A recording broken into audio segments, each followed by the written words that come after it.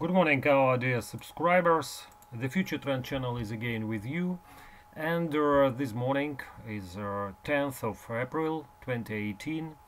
The news number one, the theme number one discussing in the financial markets right now is, of course, a dramatic fall in the price of the Russian ruble, which, of course, was the reason of such kind of slump. Is hiding in the current expanding of United States sanctions against so-called oligarchs, Russian oligarchs connected to Kremlin. Also, another reason is heightened kind of relations, heightened tensions between United States and Russian Federation regarding the situation in Syria, where, as you know, um, the Western accused Syrian authorities in chemical attacks against civilians in one of the Syrian cities. The situation is very unpredictable and very dangerous, but we will talk about it a little bit later. Now let's concentrate on analysis of major currencies, where the situation is not changed so dramatic like in the Russian markets comparing to the closing of last week. As you can see, the euro dollar should remain in the range. Let's speak longer term. The euro dollar should remain in the range between 121 and 121.50, 125.50.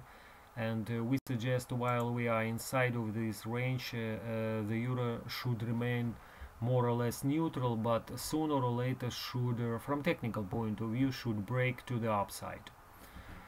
That's why we still keep our long trade recommendation initiated at 22.90, and we suggest that's a possible break above short-term downtrend located around 124.50 should accelerate the trend higher. The dollar yen, here the situation to the most extent dictated by the current relations, trading relations between the United States, for example, and China. As you know, the leader of China, Xi Jinping, yesterday at the Asian Forum told that China is open for a kind of continuous changing of its policy regarding tariffs against imported goods, and they are ready to reduce tariffs on some kind of goods, such, for example, the cars, autos. And from this point of view, it added some kind of support to the yen crosses. And as you know, the dollar yen during the night tested the levels above 107.22, but at the same time we'd like to mention that while we are trading below 107.90, we still expect that dollar yen should remain under the selling pressure in the nearest future. Break below so-called short-term uptrend located at 106.60 should add some portion of downside pressure to the currency.